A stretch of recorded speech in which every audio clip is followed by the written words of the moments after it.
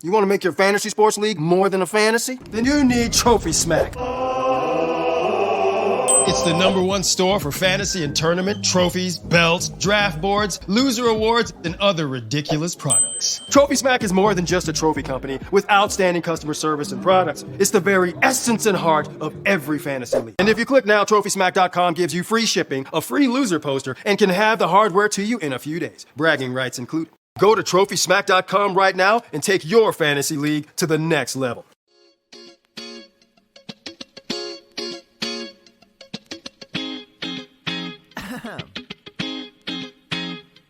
Go. It's about to be a jovial 60 minutes, my dude. And you hear right now, what you gonna hear right now? Chase of all the places, and you hear right now, what you gonna hear right now? Chase of all the places.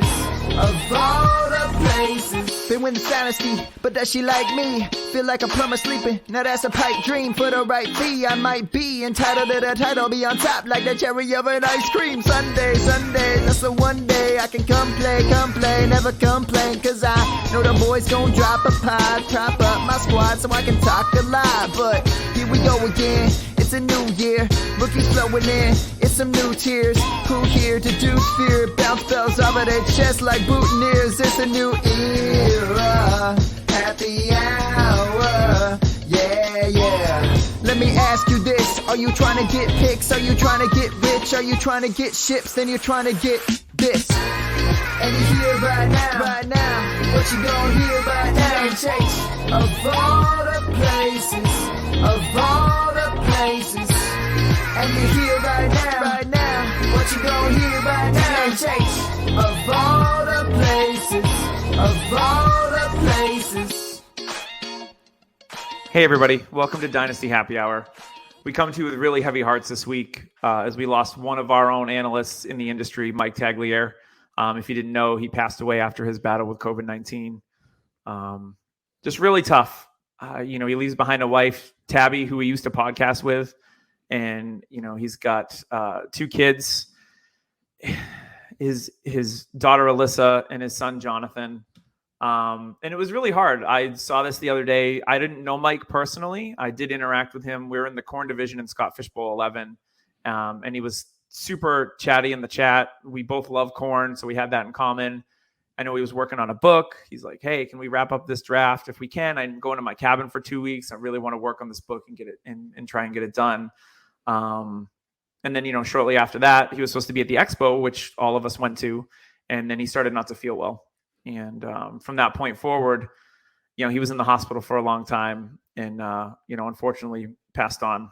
And it was really rough. It put a lot of things into perspective because, Mike was only 39 years old, a great guy from all accounts. I mean, if you go on, if you're on Twitter and you're on fantasy, you knew what happened. And just the outpouring of love for Mike and his family was awesome.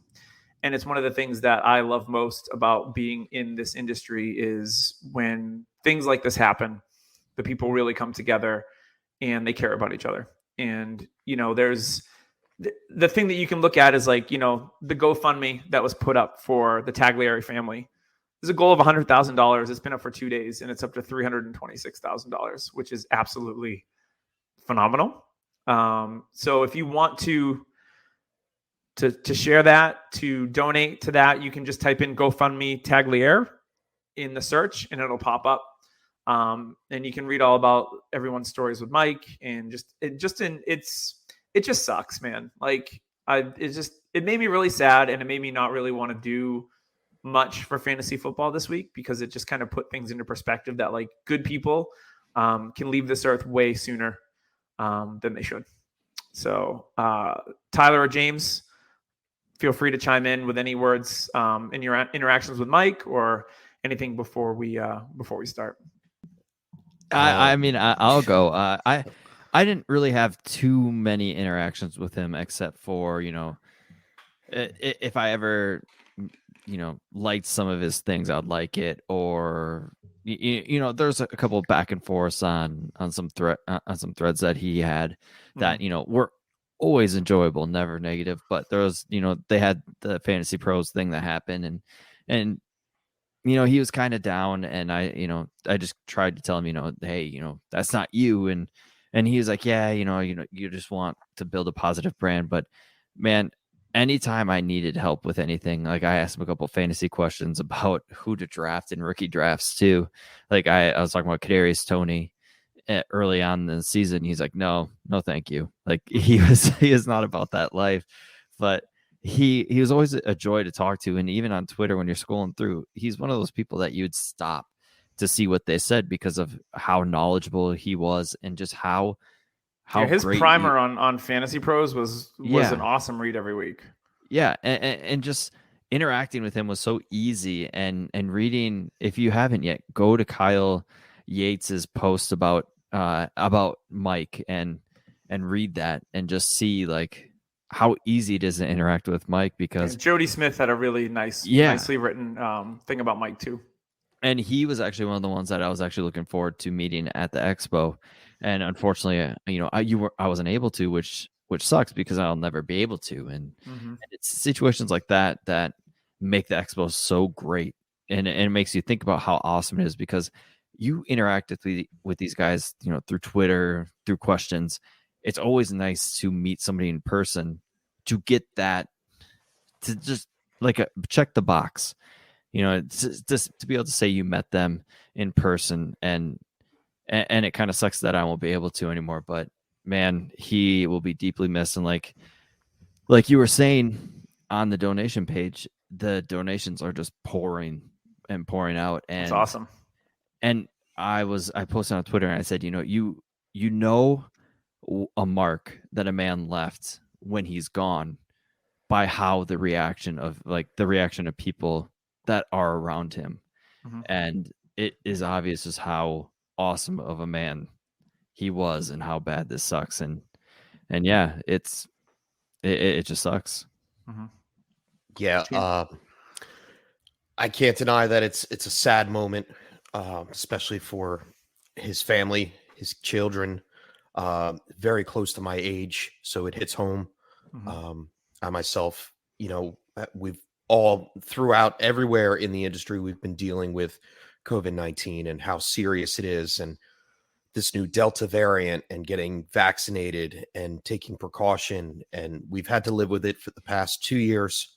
It's a tough situation. One of the things it did do for me was introduce me to a bigger fantasy community. And, I started out listening to this podcast when I started listening to doing Dynasty, and I listened to Fantasy Pros, and I listened to Mike Tagliere, and I love the games on their show.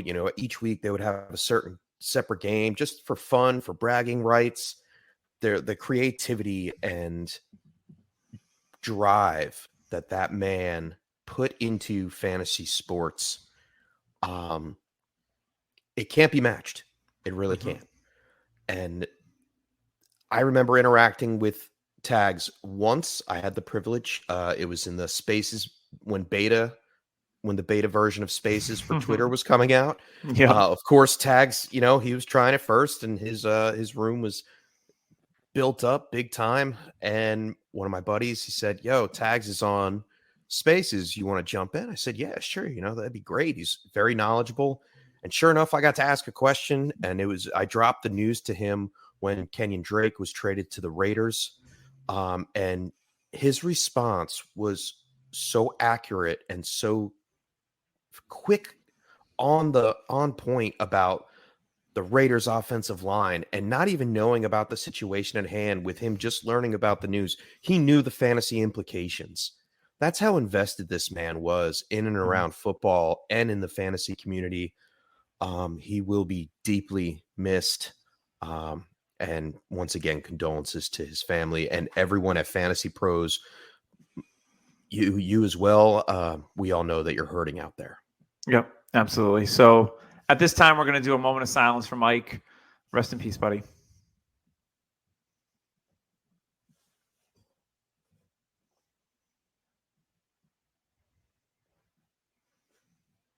All right. So with heavy hearts, we are going to roll into this week. It's going to be hard to kind of shift gears here, right? So we're going to bring you our review for the week. We're going to go game by game. We're going to mention some injuries that happened and try to give you takeaways from each game and try to get back into podcast mode, right? Which is always hard. But I think that's what ultimately what Mike would want, to do something that we're passionate about, just like he was. So that's what we're going to try and do. We're going to attempt it the best we can.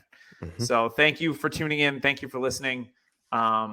We appreciate you, all of you that listen and watch. You're the best. So let's roll into it. I've got the games up in front of me. I'm ready to go. I'm trying to mentally put myself in the space that I need to go. Let's go with the first game here. It is the Buffalo Bills against the Washington football team. Welcome back. Josh Allen comes back, has 4 touchdowns through the air, a touchdown on the ground. Washington didn't look all that great. Taylor Henke, on the road, a little bit of a back to reality type of game for him. No major injuries in this one that I was aware of.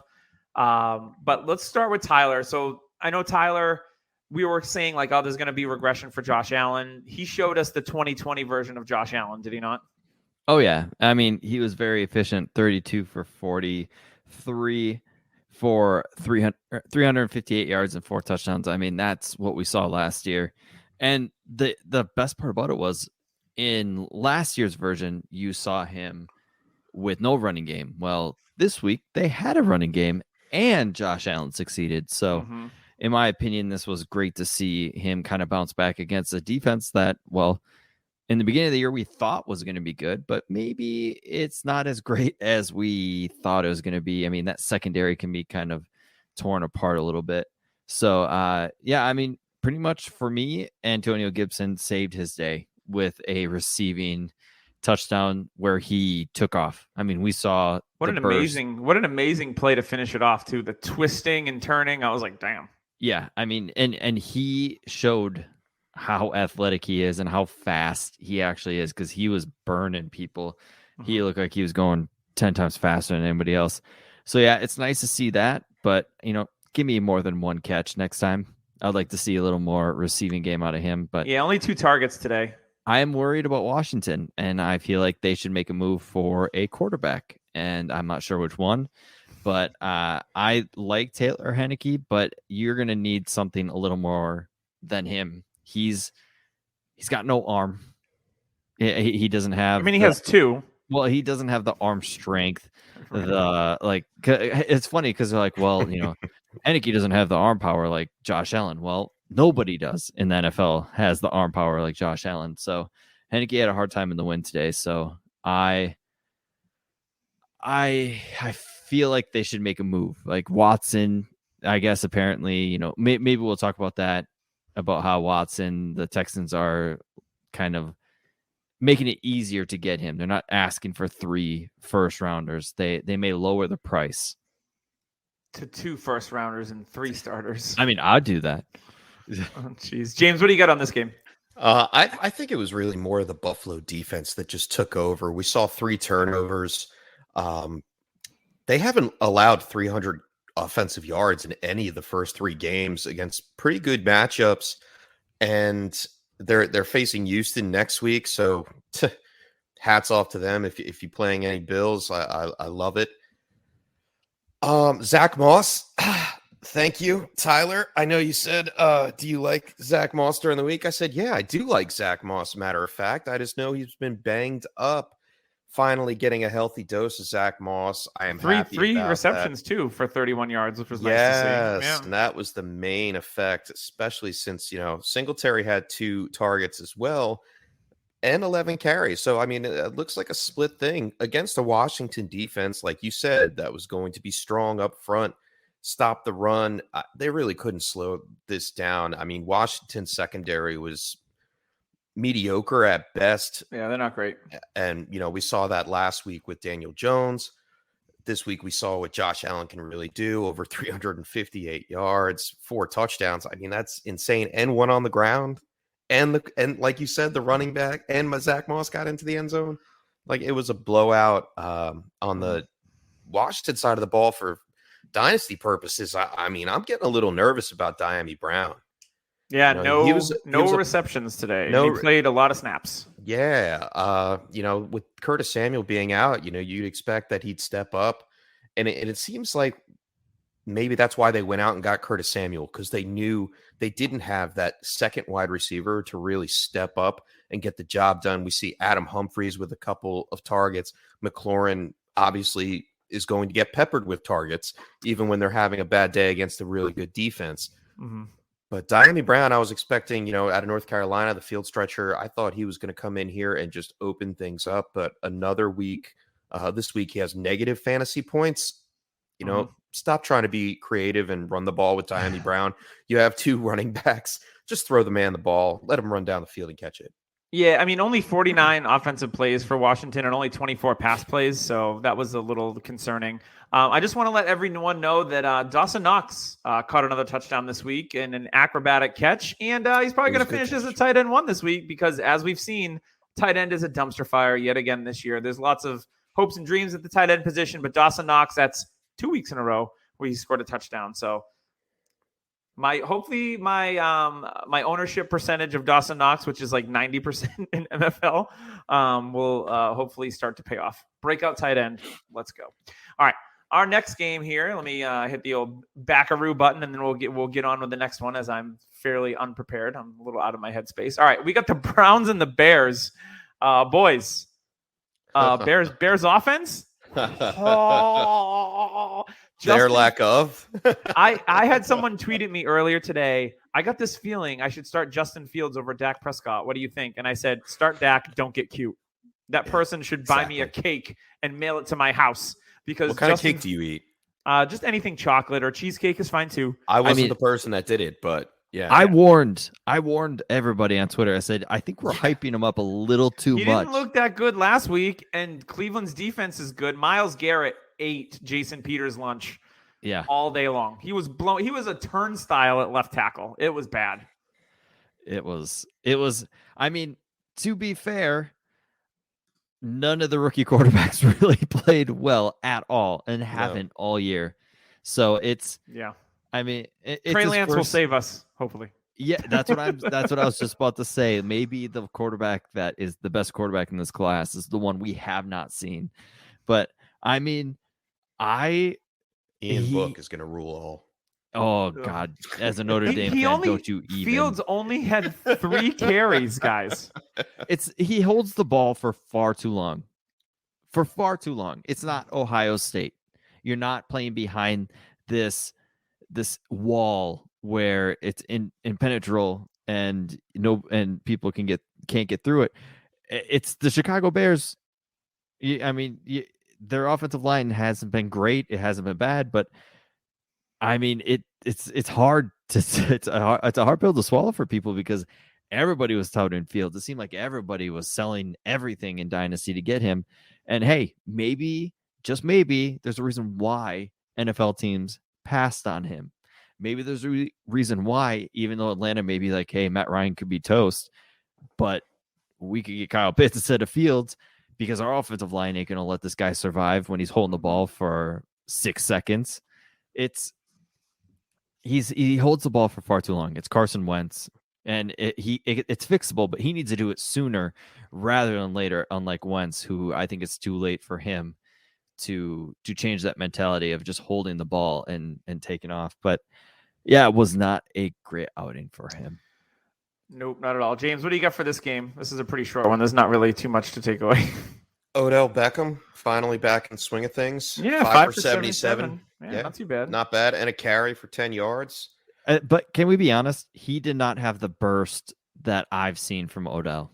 That was one thing that stood out. He did, however, have the focus and the reception on the sideline with the toe tap. Was very nice to open it up. I believe that was like his first reception back.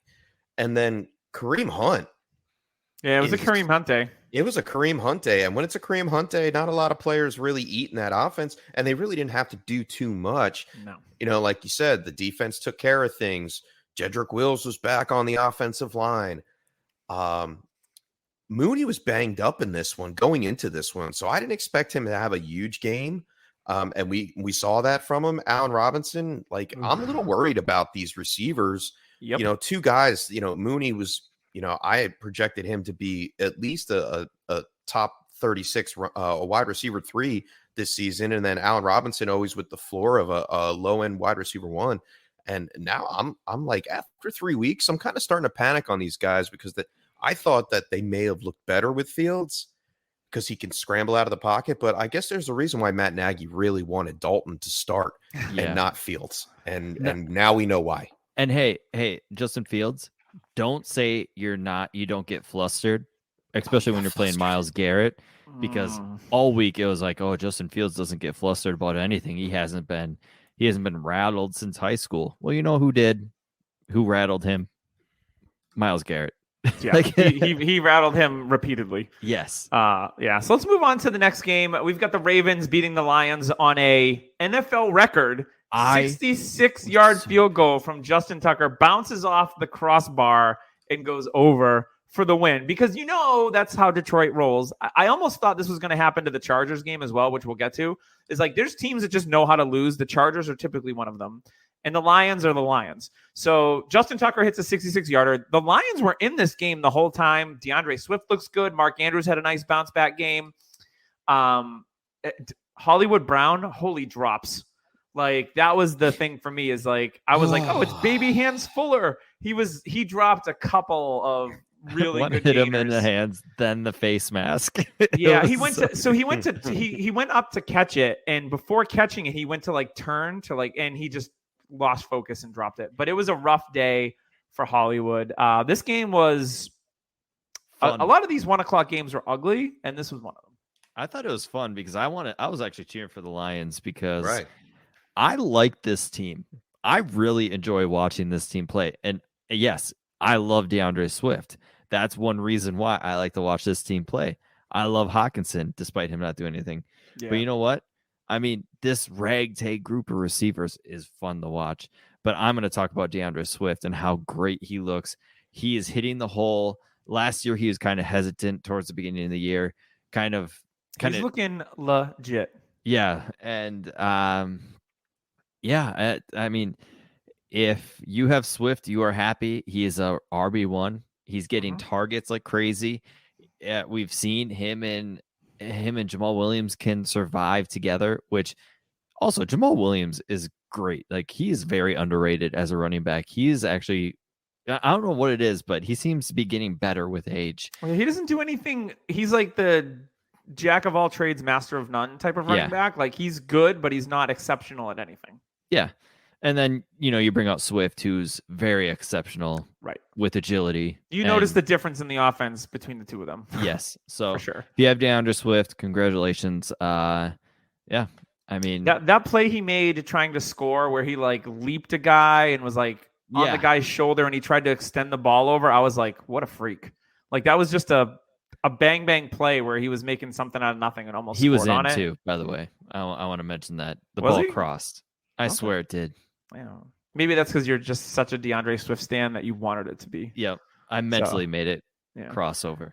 James, any feedback on Ravens Lions? Justin Tucker's leg is not to be messed with. I think he did miss a field goal in this one, though. No, he missed the extra point. No, he missed a field goal too. Really? He missed a field goal. Yeah, it was like the first one he missed in like 30 you're right. tries. You're right. But then he comes back and definitely redeems himself with a 66-yarder. With time expiring. When I'm he pretty hit sure that, that's the record, isn't it? Yes, it is. Yeah. When he hit that, I just imagined him opera singing by celebrating. A field goal. He had a beam of light shine down on his laces of his cleats, like yes, I am the chosen one. What a He kid. probably will go down in the record books for quite some time, man. Because wow, off the bar, like hold your breath. And you couldn't tell from the TV angle if it bounced in front or behind. You had to wait for the referee signal. So I'm like, oh, it's no good. Oh, it's good. That's a hockey shot right there. When it goes off the crossbar and you just hope it drops down instead of bouncing up. That's the longest half second in our lives waiting for the call on that kick. I was actually upset he made that. But then again, I looked at my teams where I have kickers still and I own them in a couple of leagues. I'm like, wow, that is a 6-pointer. That is That's a that touchdown. one. Yeah. Yeah. Yeah. Absolutely. Other takeaways. I mean, the defense for the Lions. I mean, I know they lost this game, but they stood up pretty well against the run game. I mean, not The too Ravens many. did nothing on the ground other than Lamar. Offensively, just Lamar Jackson was the one main piece of this game, and even they contained him. Didn't go over 300 passing, didn't go over 60 yards rushing, and they intercepted the ball once against them. So shout out to the Detroit Lions defense. I think Dan Campbell is getting things going over there a little bit. And, they've been competitive in the 3 games. P.S. So. Buy Rashad Bateman very quickly because this offense. They need an coming. alpha. Hollywood Brown ain't it. Bateman is going to do very well, I think, out of the gate, in my opinion. It's so easy to see how well he's going to do in this offense. Mm-hmm. They need that alpha to go along with Andrews. It's kind of hard to get rid of Malcolm Brown right now, though. You should have sold him last week. Hollywood. Yeah, Malcolm Brown. He's on the Dolphins. He's a Dolphin. Marquise Brown, Hollywood Brown, not Malcolm Brown. You said Malcolm Brown. Did I say Malcolm Brown? I apologize. It's fine. Oh my gosh! I shouldn't have looked at I think Hollywood is a game and potting at the same time. Hollywood is a great number 2. He's not a number 1. All right, let's get on to the next game. Big injury news in this one. The Tennessee Titans beat the Colts 25-16. Carson Wentz did play with his double sprained ankles. He played okay. Ugh. There wasn't a lot of fantasy goodness for the Colts in this one. And for the Titans, the big news was A.J. Brown. So he's been probably one of the more disappointing players thus far this season. Scores a touchdown in week 1, doesn't do anything in week 2, gets hurt here in week 3 early in the game. So he didn't get you any fantasy points. And then Julio Jones also gets hurt. He started off the first half looking pretty good. He gets hurt. So the Titans are throwing to people I've never heard of, and they're scoring touchdowns. Tannehill has a nice little bounce back game here with 3 touchdowns. And he added 60 yards on the ground. Derrick Henry gets his 28 for 113. You can pretty much log that in every week. But this Titans offense without Julio and A.J. Brown, that could be real, real bad because they don't have the depth that some other teams do. I mean, Josh Reynolds, I guess, is still out there. Furster's been out for the last couple weeks. So that's going to be obviously a situation to monitor. But Tyler, does this open up a buy low window for A.J. Brown? Yeah, I mean, if you can, I feel like the owners who have him are huge A.J. Brown stans. They traded for him, yeah. Yeah, and I mean, if you had him this offseason and traded him, I had him in a couple leagues and I actually traded him in a couple leagues, but I got top dollar for it.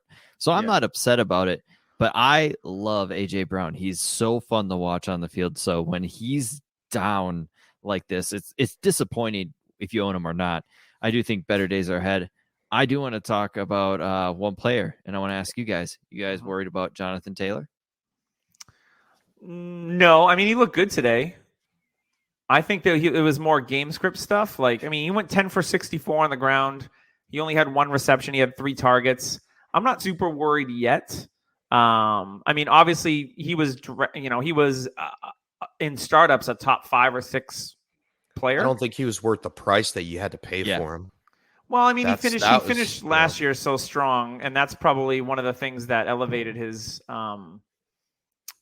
it's that recency bias, right? People are like, oh, look at the last 6 games. He's going to be a smash stud next year. People forget all the games before that, right? But the good news is they're not using Marlon Mack at all, and Nyheim Hines is not super eating into his workload. Hines did have 5 for 54, and he had the rushing touchdown this week. So I think Jonathan Taylor, you can't go into your weekly lineups and think he's automatically an RB1. You've got to be like, all right, he's a solid RB2.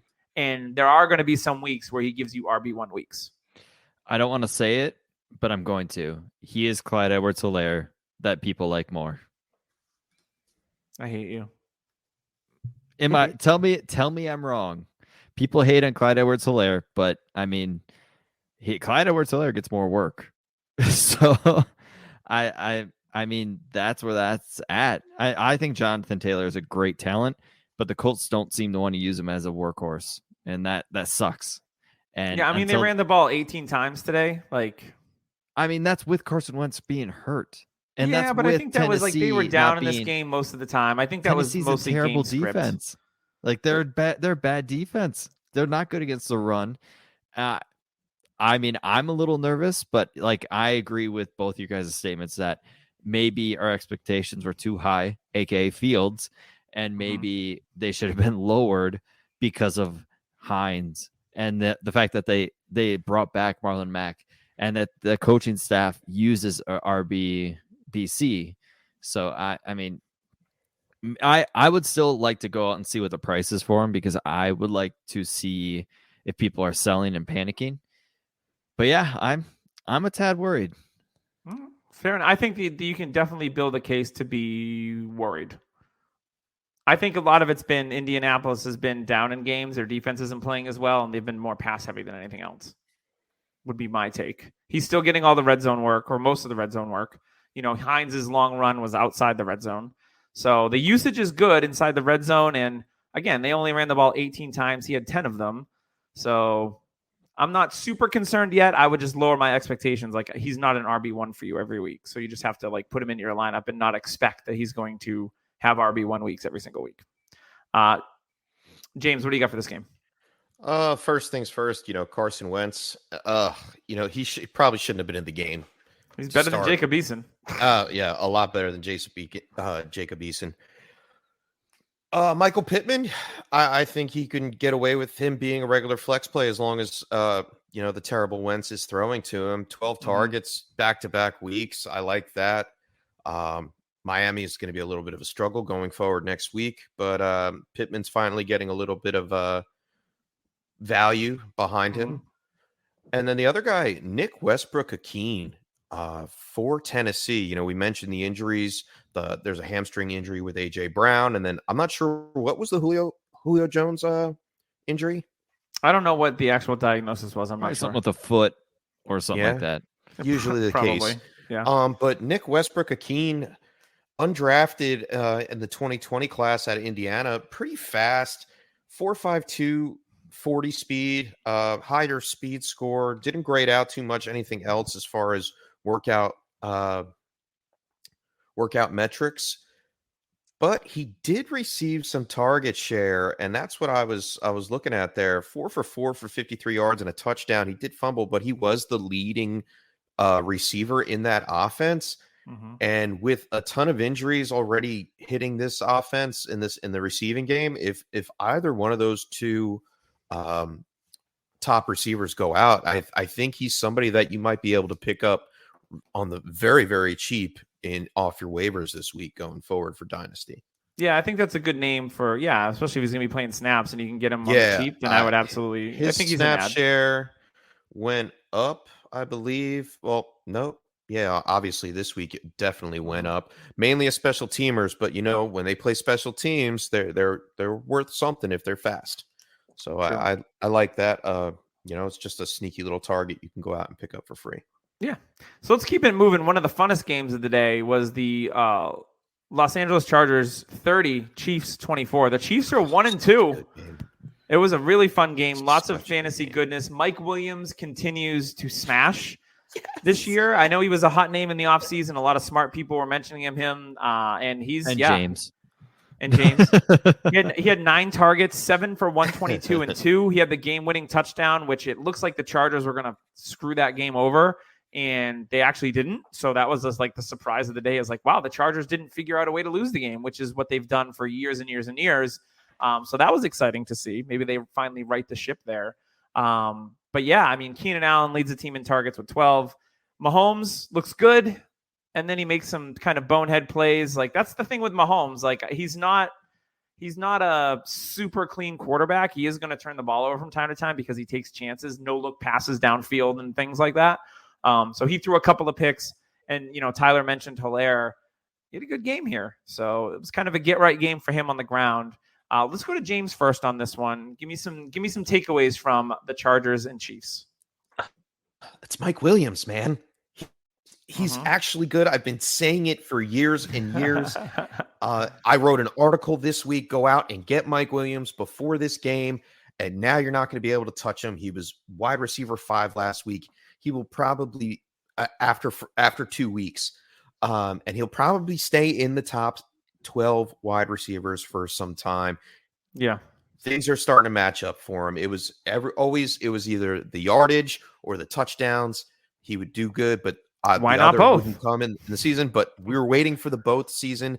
This is the final season. He's in the final year of his contract with the LA Chargers, and I believe he may have just cemented himself. If he can keep up a similar pace, he doesn't have to do all of it, which is great. You know, Keenan Allen is the main threat, taking on the number one cornerback on each and every matchup, and Mike Williams just eating. I think his chemistry with Justin Herbert has finally gelled. They have gelled in the offseason, and it's showing on the field. And I think this offense is nothing to be messed with. If they just beat the Chiefs, I know they're 1-2, but I like good things coming out of LA for these guys going forward. Yeah, Tyler, what do you got? Yeah, the Chargers defense with new head coach is real. As long as a healthy Derwin James. As long as Derwin James, Joey is Bosa healthy, played today as well. Derwin James is the best safety in the NFL, easily. And I'm not going to argue with that. Yeah, I mean, he changes that defense completely. So if you have the Chargers defense, good for you, or any IDP players on there. But I want to talk about Austin Eckler and how I own him in a bunch of spots. I like having him as an RB2, and he's just fun to have. Like just seeing reception, Eckler. Oh, there's a rush. He doesn't need 20 rushes. All he needs is 10 carries and 6 targets, and he's an RB1. Like he is so safe, so nice to have. It's like a nice blanket in a cold night, just because you know it's always going to be there. And he's like a poor man's Christian McCaffrey to me. So I like Eckler, and I still think he's obtainable in Dynasty. So if you can go get him, I'd pay for him because he's going to help you win. Yeah. Are either of you guys panicking on CEH on the other side of the ball? He ran awesome today because he did fumble. With the fumble? And after that fumble, 2 weeks in a row now, right? Yeah. After that fumble, he ran angry. He ran differently. Like he ran like Andy Reid got up to him and said, "Hey, you do this again, you're out." And CEH like picked it up and hit another gear. And we saw that today. So if he runs like that the rest of the season, I love CEH. And I mean, if people are still down on him, you can use the fumble narrative. You could probably still get him for a decent price. Yeah. I think just because we've seen just the inconsistency in his game that people are still going to be like, eh. Yeah. All right, let's move on to the next game. This game was not good. It was the Saints beating the Patriots 28-13. Mac Jones throws the ball 51 times today. Bonkers. We saw Jacoby Myers have a really nice game finally. 9 receptions. Kendrick Bourne has a beautiful touchdown. He went 6 for 96 and a touchdown. And then Jonnu Smith, struggle bus. Like drops. There must be, I hope it's just an adjustment period to the offense, but Jonnu looked like trash today. Like he was a big reason why the Patriots, they had potential with big plays, and it was clank off the hands, or it was a bad day for Jonnu Smith. They didn't get anything going on the ground. And it's not like New Orleans did anything special. Alvin Kamara had a decent game here, 24 carries for 89, nothing extraordinary. Jameis had a pull it out your ass touchdown to Marquez Callaway when he was pretty much in the grasp. Yep. Just this game was just a bag of blah. James White got hurt, didn't he? Yes, James White did get hurt. He had a hip injury and he was carted off. So obviously we want to keep an eye on that. If James White is going to miss an extended period of time, keep an eye on JJ Taylor. Yes. JJ Taylor is the 1-for-1 best replacement on the team for James White. JJ Taylor, small, quick, relatively fast pass catcher, could fill that role very well. So if he's available in any of your dynasty leagues, search for JJ Taylor, and I would add him this week because hip injuries usually mean you're going to miss some time. And when you get carted off, also not good.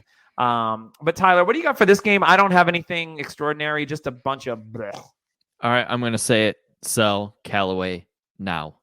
You missed your opportunity before in the preseason. And the preseason when you could have probably gotten early second, late first, maybe even 2 seconds. Do it now. We've seen this time and time and time again. If you have somebody who's undrafted or a late round pick, they're more than likely to fade away than to keep this consistent play. So if you get a game like this with Callaway, sell him. Get that second round pick you could have gotten. I know you're not going to get what you got in the preseason, but hey, here's your opportunity to gain some value. Sell him and move on, because you know what? This offense does not look great. I don't know how they played this decent against the Patriots. Alvin Kamara played very well, but I think we've seen it in the past 3 weeks. The Patriots' run defense isn't as good as we have seen for years. So I think you need to sell Callaway. That's my personal opinion. If you want to hang on to him, that's fine, but you're going to miss out on the value and the return you can get from Callaway. That was probably a free agent pickup for you. Maybe you can sell Callaway for a set of golf clubs. Hey, I hit Callaways, so I'll be here all I'll do week. that. James, what do you got for this dumpster fire of a game?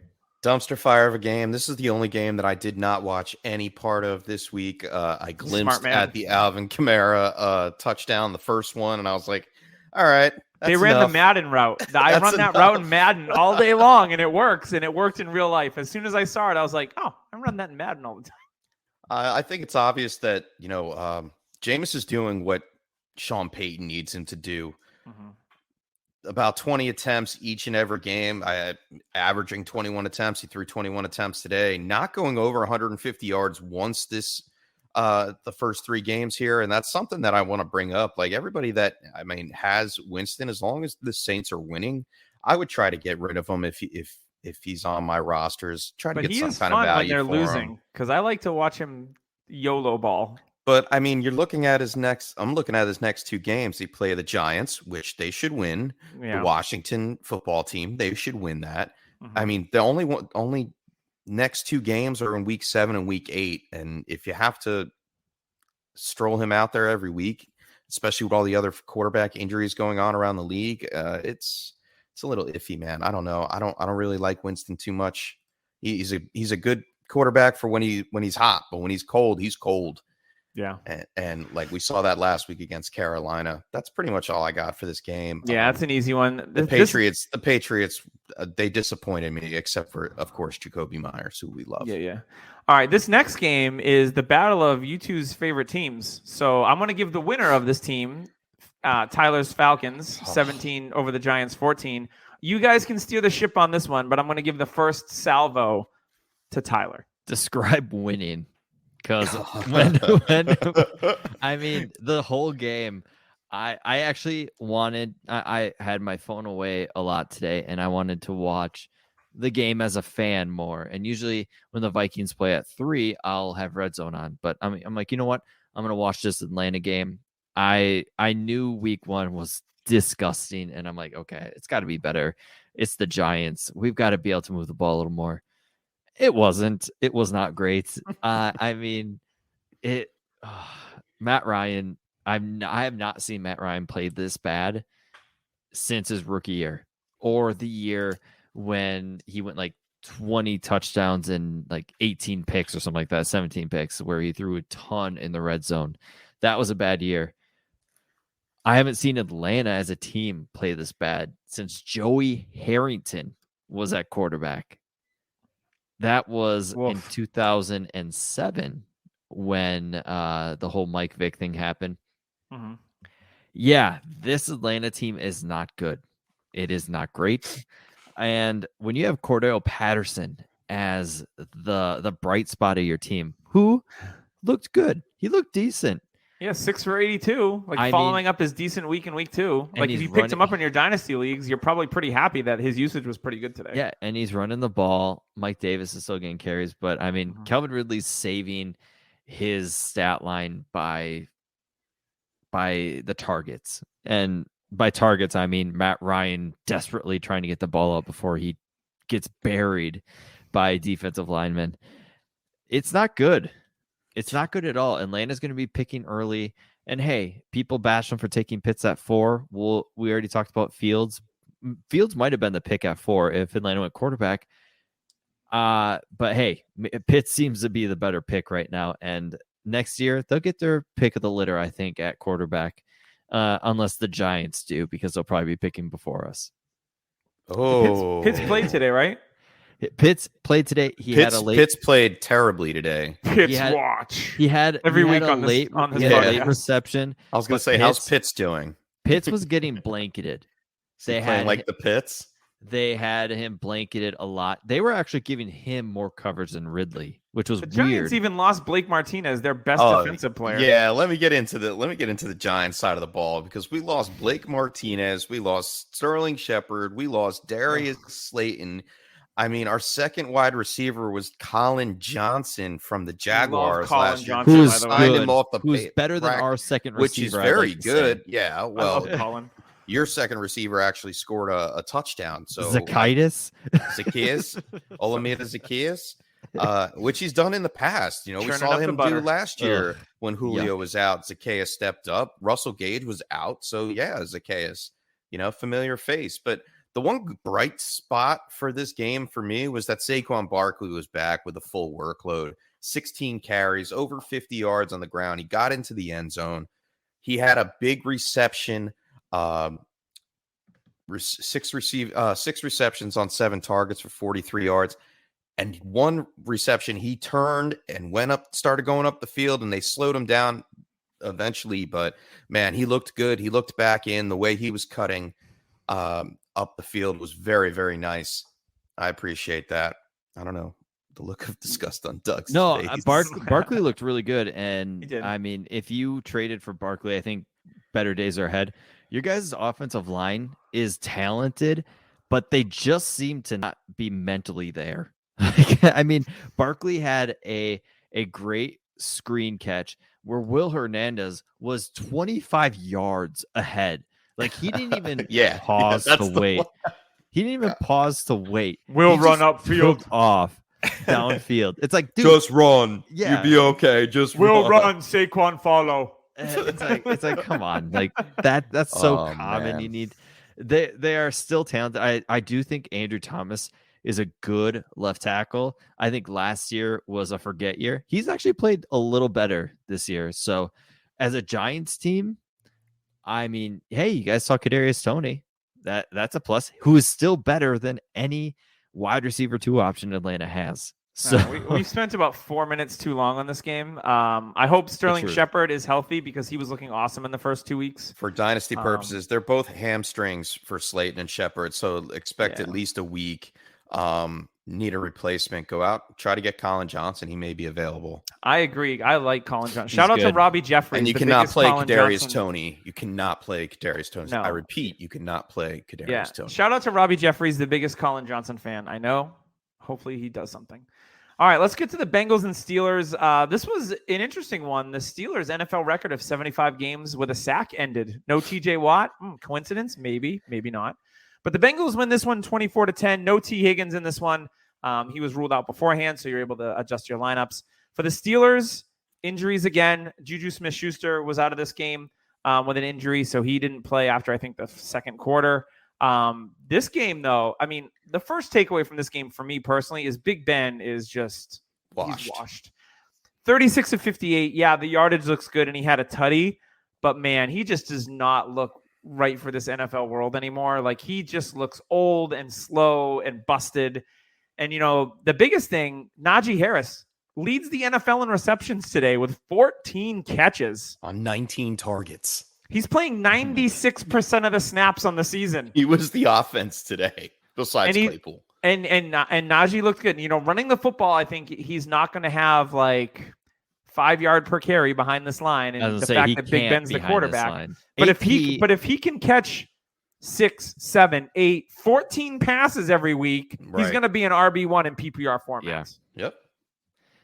Yeah, I mean, AP behind this line in his prime couldn't get 5 yards per carry. It's disgusting. Their rookie center got hurt. Claypool was out off and on with injury, played through pain, which, I mean, as a guy who likes Claypool, you like to see, because you like to see kind of the growth of like, hey, he's going to play through pain. He's going to play through little nicks and dings. So that's good to see. But I do want to talk about how Jamar Chase can't catch anything but touchdowns. He can't catch at all. He can't catch anything but touchdowns. He was terrible. He's 3 games in his NFL career, and he has 4 touchdowns. Oh, so seems pretty terrible. Yeah. I think it's actually NFL history. Like before he's the youngest player to have like at least 3 touchdowns through their first 3 games of their career. And guess who the former number 1 was that had the record? It was Randy Moss. Yeah. Remember his 3 touchdowns off like 3 catches versus Dallas his rookie year? Yeah. So good. Jamar Chase, that first touchdown, it was pluck it bucket. out of the air, all hands. And he caught it at like his waist. Yeah. Like it was a weird angle. And I was like, he caught that. And I was like, oh, okay. Yeah, that takes some good body control, some good attention. Yeah, beautiful And catch. I mean, what were the trades we were seeing in the offseason? Like Chase our 2022 first. Should I reset and just take the 22 first? Yeah, people got scared. They were shook. Some people got scared. They were Gabe Gearing levels of shook.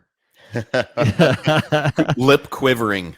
Like French fry, Lady and the Tramp. Like I quivering. saw the fear in a man's eyes shook. I saw his soul melt. Inside joke. For those that know, you know. That's all I'm going to say. James, what do you got for this game? Not too much. Not really much at all, to be Half honest. Fryermuth?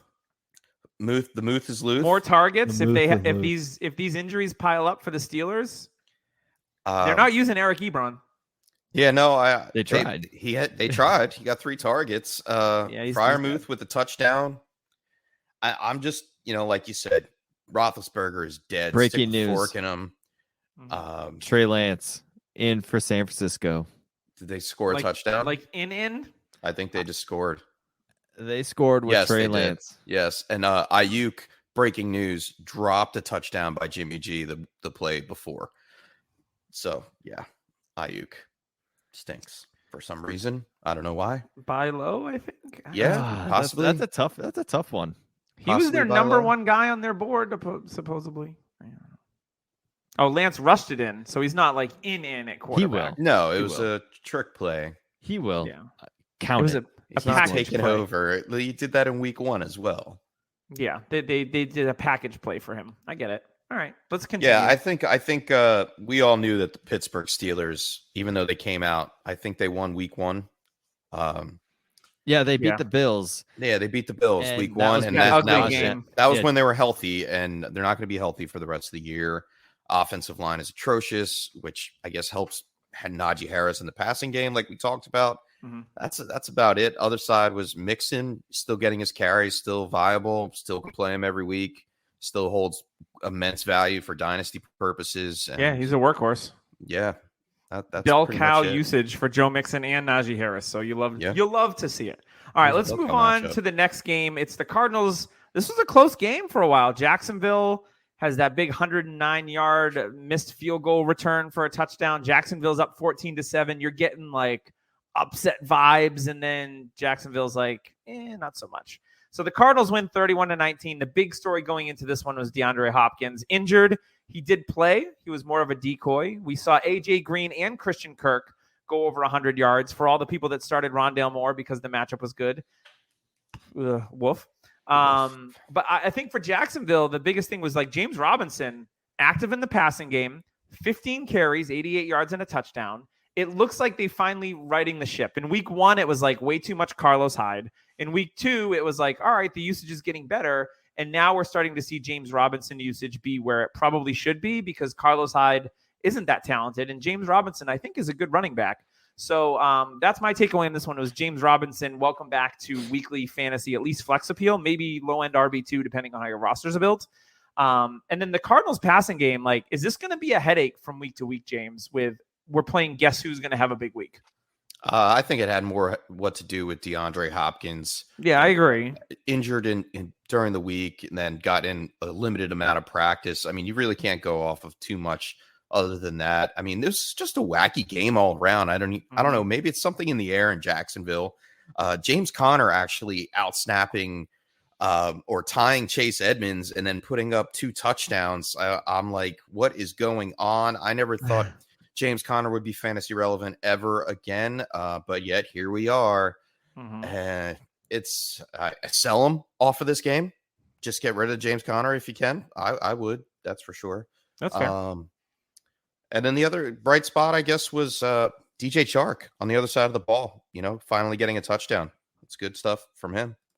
Yeah, I mean, 6 targets, 3 catches, 49. I would have liked to seen Laviska. To me, has been interesting so far this year, just with usage. I know he was coming off about him.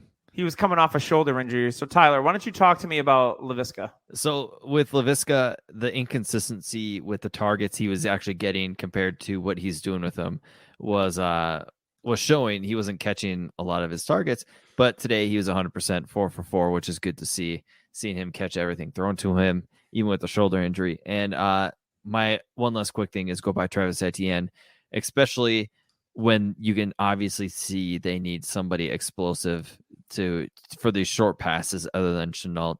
This offense will be so much better next year when Urban Meyer's gone. Yeah, but you mean by Halloween, right? Yes, hopefully. Tomorrow? Can he be gone tomorrow? That'd be great.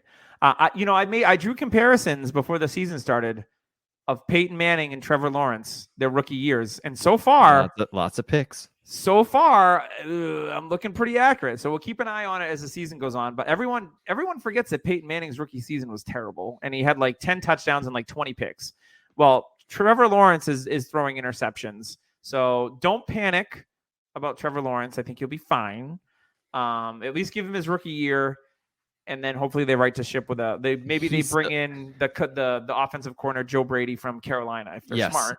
He still looks so good, Lawrence. Like his tools are good. Yeah, him throwing is like a thing of beauty. Every time you see him actually get time in the pocket and be able to step into a throw, you're like, yep, he's so good.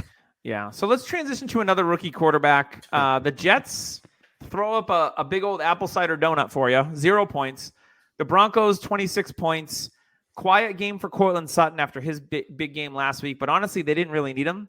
Tim Patrick, man, probably the best wide receiver 4 on a team in the league. I'd have to say maybe him and Auden Tate are right up there. But Tim Patrick, man, 5 for 98. If you want him in Dynasty, like that's awesome. Like obviously with Judy's injury, Patrick is taking advantage. And then the backfield for the Broncos is the big story here. So Tyler, we saw Javonte score a touchdown early, and then of course Melvin Gordon gets his. What's your take on the Broncos here? I mean, I'm still buying Javonte Williams. We all know, like I think everybody who has him knows it's a 1-year thing.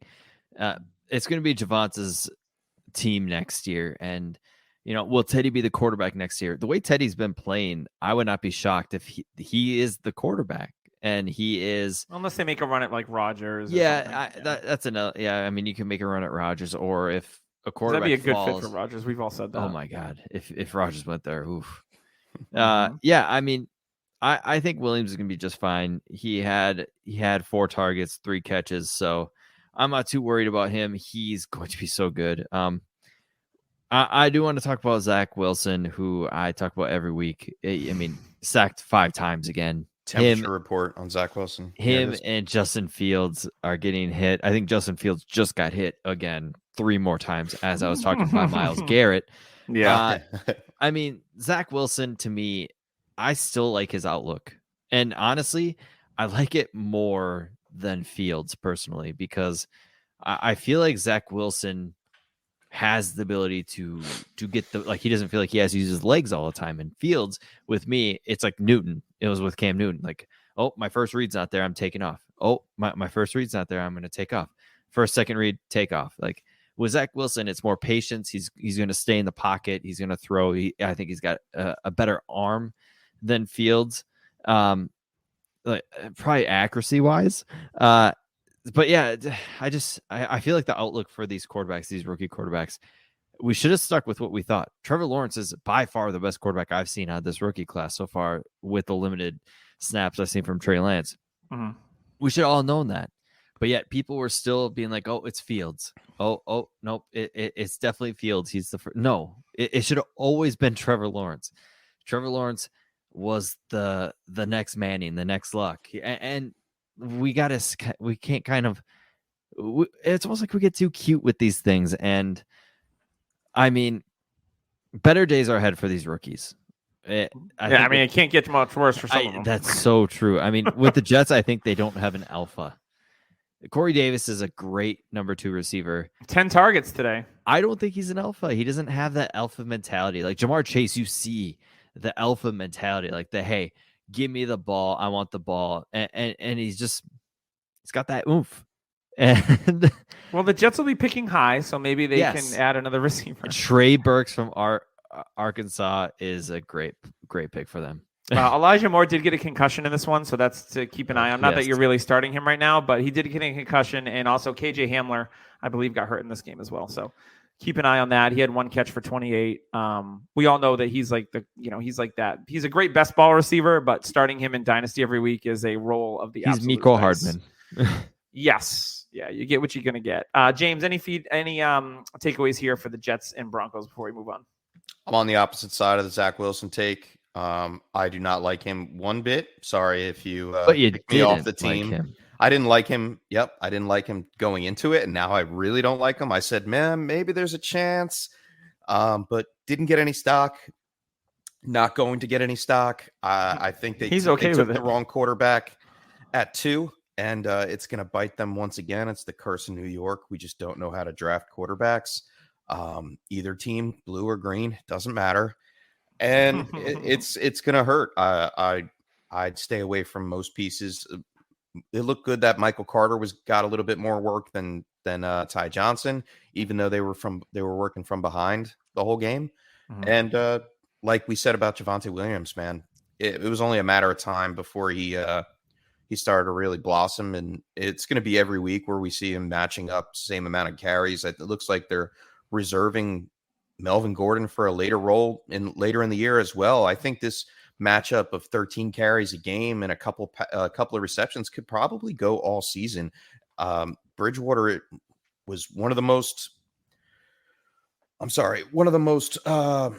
accurate quarterbacks last year, and he seems to be doing the same thing. He's over 70% once again, and I think it continues as long as he's playing safe ball. He's not going for the big wins. The defense is stepping up, and Denver's looking pretty tough. Moving forward.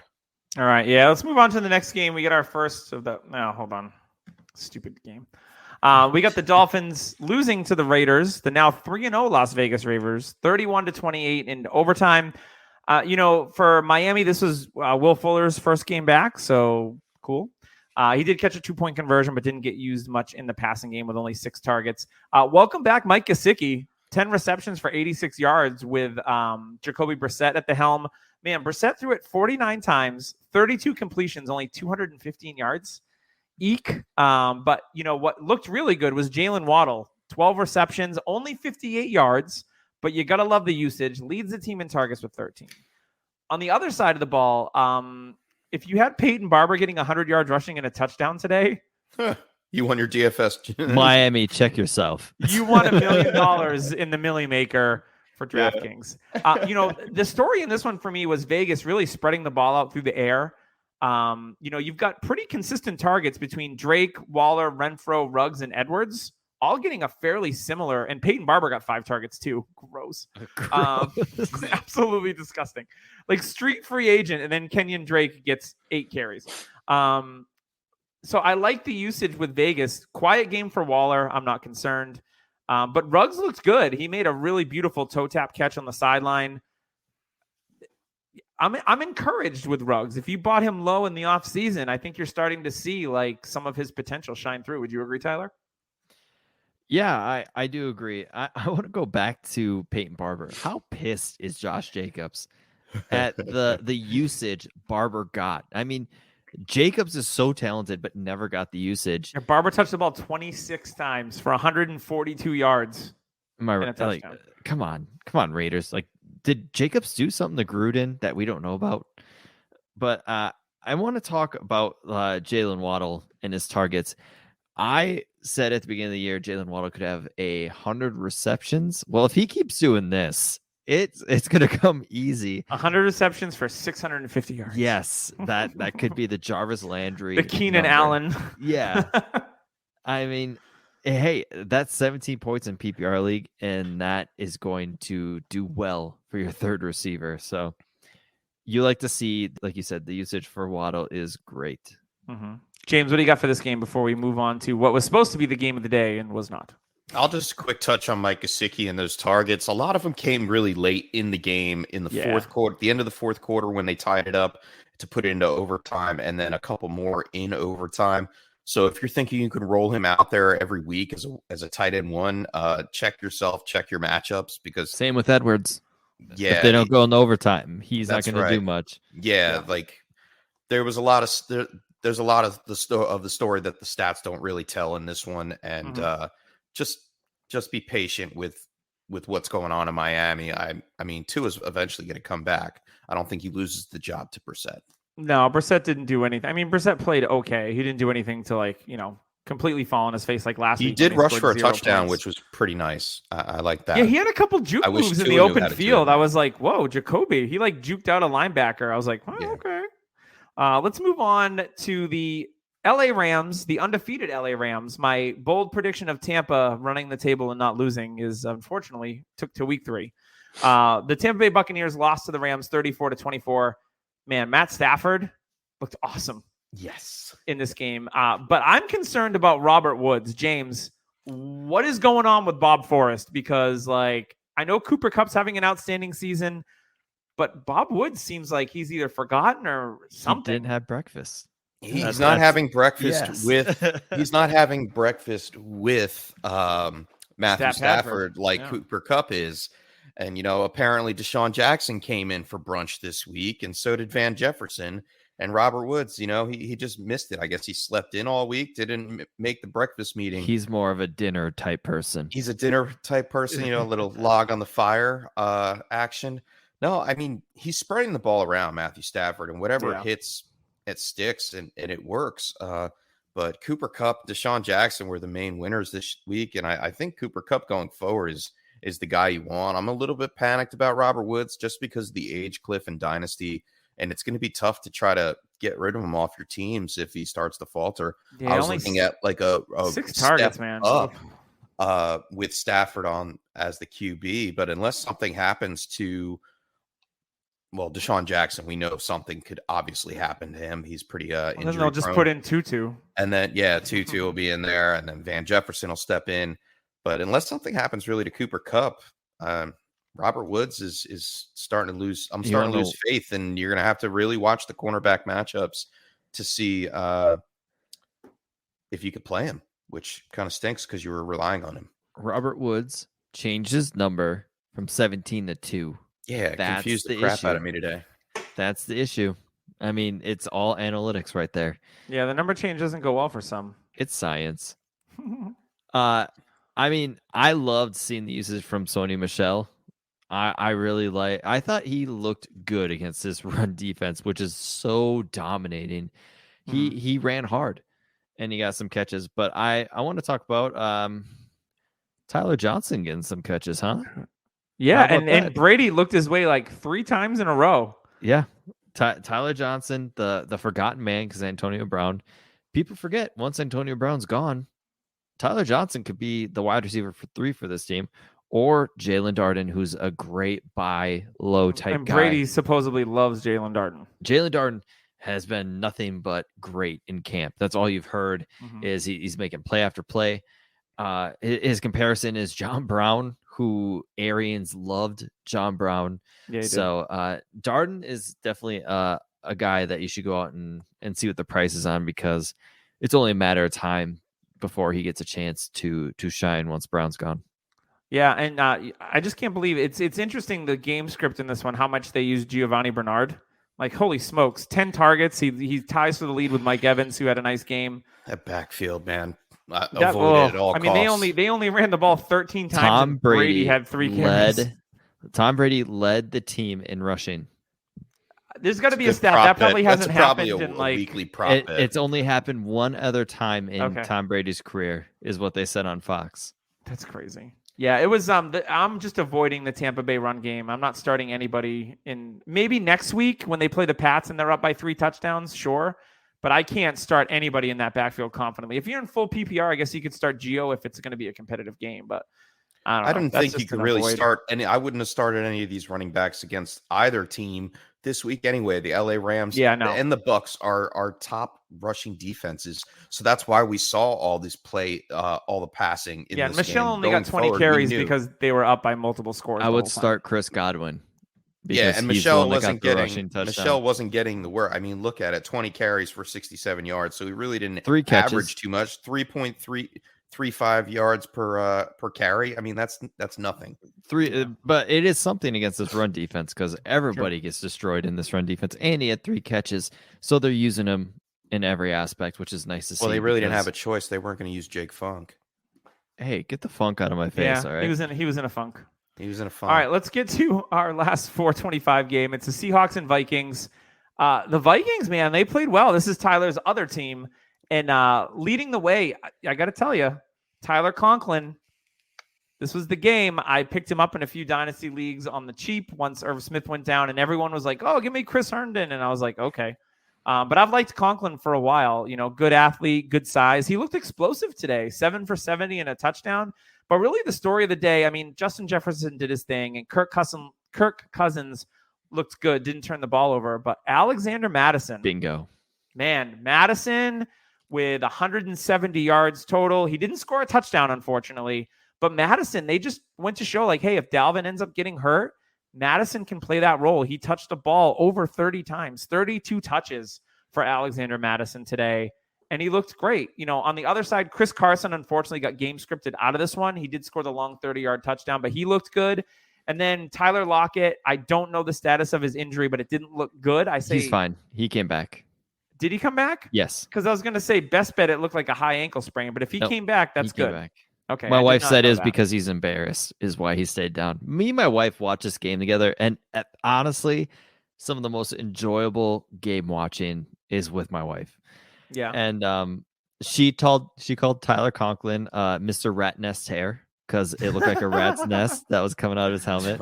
Oh I loved it. I said, yeah, but he's got a great first name. And she goes, what, rats? Rat's nest. You're like, babe, really? There's a lot of Tyler action in this game. I watched this whole game. DK Metcalf dominating human being. Like, I don't know why they didn't throw it to him 100 times. Yeah, good bounce back game for DK if you're worried about him. He did get hurt. It was a jump ball. Russell threw it up, and DK jumped real early. And then his timing was way off. Came down real funny. I mean, we all know DK didn't he have a neck injury in college? Yes. So he came down really, really weird. So I hope he's okay. He was out the rest of the game after that, but it was towards the end, and they were out of it. So Carson, his touchdown, it was all Russell Wilson reading the defense. Yeah. Literally, it was a pass. Russell saw it and directed it right towards where the opening was on defense. Like, read it all the way. Mm-hmm. Carson is always fun to watch. Alex Collins, if you have Carson, you need to pick up Alex Collins. He's the true backup. Gerald Leverett looked dominating today. Yeah, the Vikings couldn't bring him down. Jefferson, all of his targets. Jefferson dominated this game. They could not stop him for anything. He was always open. He looked like Jefferson of old.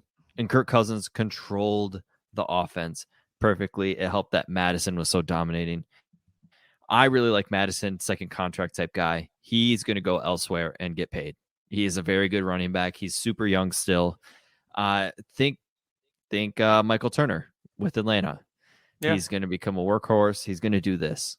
So, and the best thing about him is he's not going to cost somebody a ton of money. He's not going to be $10 million a year. He's going to go into a team $6 million a year and become the workhorse. Yeah, and it's one of those things in Dynasty. If you own Dalvin Cook, hopefully, like me, I own Dalvin in a league. I was like, all right, well, he's not playing. I don't have a better option. Let me elevate Alexander Madison off the taxi. Yeah. So, like, it's great when you have that because there's, people say don't handcuff, but when you have a running back that sees so much work in an offense that Madison can slide right into that role, he's one of the rare guys that can. I mean, they look so similar. I mean, Dalvin's a better running back than Alexander Madison, but Madison has skills and he slides right into that role and he's productive. So that's what you love to see. So hopefully, if you have Dalvin, got some bad news, folks. Yeah, Brandon Ayuk is back. Debo is now hurt on the sideline. Ayuk just scored a touchdown. Oh! I thought you meant he's bad. The bad news was Brandon Ayuk is back. I was The like, bad news is Debo He's is back. hurt. Debo got hurt, and he was on the sideline getting looked at. So hopefully he's all right. He's having a monster season. my biggest concern with Debo is he's constantly dinged. Always. Him and Always George hurt. Kittle hang out in the constantly ding tent. You mean the blue tent? You know, the medical tent? The Yes. constantly ding tent is a great Mhm. name for it. Constantly though. I like that ding one tent, better. yeah. I mean, I- just to get back to this game, and I'll throw in my little 2 cents here. Alexander Madison was great.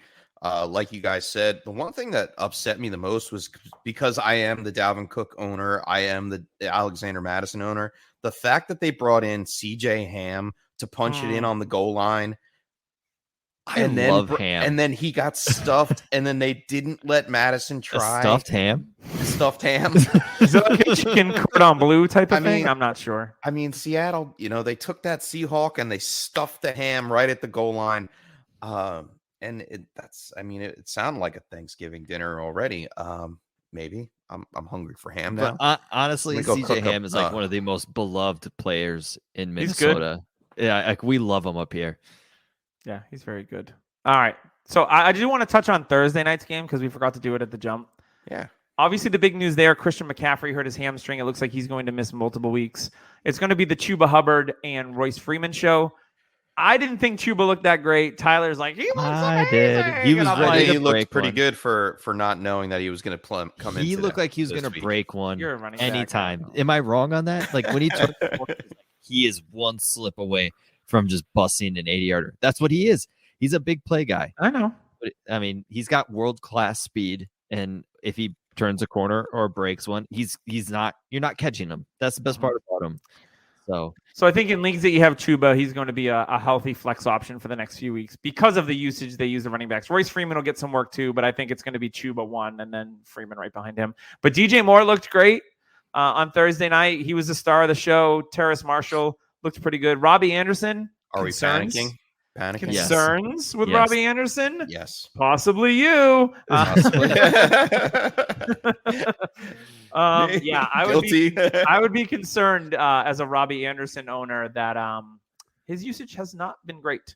But Darnold, 2 more rushing touchdowns. Like, whoa, when did Sam Darnold become a Konami code quarterback? But When he looked got great. rid of Adam Gase. He took the longest, hottest shower and rinsed all the Adam Gase off of him. The stink is completely off of him now, and he looks good. In Houston on the other side of the ball, Davis Mills, he had that one drive where I was like, oh, look at you, pro quarterback Davis Mills. Anthony Miller scores a touchdown in his Houston Texans debut. And then Brandon Cooks, he did get hurt in this one, but I don't think it's anything serious. But Brandon Cooks, just a value. I told you in the offseason, if you're a win now team, go get Brandon Cooks. My redraft peeps, I said, go get Brandon Cooks in the 8th round. It's a smash value. He's just good, man. He doesn't matter what team he's on. Doesn't matter what quarterback he has. Just Brandon Cooks is a really good football player. And those running backs, Yeah. Good luck. woof. None of them are startable ever, in my opinion. Just bad. But David Johnson in a second for DeAndre Hopkins, wasn't that worth it? It's like one of those dynasty trades where you look at it. It's like those dynasty trades where you look at it and you go, oh, yeah. It's like cringe. You're like, The ones where you're like, how come I didn't get offered that? yeah, that happens. So yeah, not too much to take away from that game, except for the McCaffrey injury. Moore looking good, Darnold looking good, Robbie Anderson, possibly you. Trying to find something about. I thought Jeremy Chin got injured in this game. I just couldn't find it. He might have. But that Carolina Panthers defense, It was legit. looking great. JC Horn got hurt. JC broke his Horn got foot. hurt. That's who it Yeah, he was. broke his foot. He's going to miss probably like 6 like, weeks or more. Was it like 6 places or something? Yeah, like that? well, Something I mean, insane? Foot bones are very, very small depending on which And they're bone it weird is. looking. There's a lot of if you- tarsals in the bones. If you look at a foot on X-ray, it looks like a fish fin. It's weird. It's really weird. I never thought of it that way. I guess. Okay. Kind of. Yeah. Yeah. If you fish spread fin. it a little more, the dorsal Yeah. fin or the pectoral fin, the side fin, the little flappers. the little alligator hands, the Finding Nemo, the short one. Yeah, Yeah, the you got short the short ones. one, the long one. Goldie's arms. Oh boy. All right. I think that's going to do it for us this week. Tyler or James, any final words before we get out of here? I mean, no, not really. I mean, just enjoy your week. Tomorrow night's game is going to be awesome and fun to watch. I think it's going to be an offensive, just back and forth. If it's not, we thought that last week about the Chargers and Cowboys, though. That is very true. Hopefully Dak has a bounce back week because I could use him in a couple matchups. I need him to kind of be like okay, but not great in the matchups I'm against him. That's the worst situation because you're playing against him, and I have him in leagues, and I'm like, just He's be like, okay, but not great. I need him at 24 points, but not above 24.3 points. That's pretty much going to be I might not even watch the game tomorrow just because of that. All right, and since we're talking about tomorrow, I'll drop a hot take that Jalen Reagor actually outscores Devontae Smith tomorrow night. I'll have a hot take. Kenneth Gainwell outscores Zeke Elliott tomorrow night. I don't know if that's that hot anymore. I mean, then the proof behind it. I mean, you look at it. Even we'll just go back to last week real fast. Mike Williams matched up against Anthony Brown. Now, Jalen Reagor's no Mike Williams. We know that, but it seems like the second wide receiver in the offense, the post route guy, or the guy that plays on the left mainly, who will be Jalen Reagor, eats against the Cowboys. So we'll see what happens. I like the second option to get. What if it's Quez this week? We'll give you Quez or Reagor. You give me Quez or Reagor? Wow, you're generous. All right. What do I get if I win? Nothing. V-Bucks? No. Oh, yeah. You get gifted a skin in Fortnite. Thanks, Tyler. A skin gift? Let's not go there. Oh, my. All right. And that, see you later. Close the show. Great happy hour. This is DHH after hours. After hours. Ooh. Get a nice glass of scotch and a cigar. All right, that is going to wrap us up this week. Thank you very much for joining us via video on Facebook, YouTube, all the things. Make sure you go onto Apple, leave a review, leave some comments, let us know how we did. And once again, prayers out to the Tagliere family for the loss of Mike. It's just, we talked about it at the top of the show. Just a bummer. Kind of why we're back, kind of like all over the place tonight. Yeah, we're not really in the mentality. So if you thought we're a little over, all over the place tonight. We hope we help you out. Yeah. So prayers to the Tagliere family. Check out the GoFundMe. Contribute if you can. If not, just read about an awesome, awesome man that will be greatly missed. We'll see you next week on the Dynasty Happy Hour.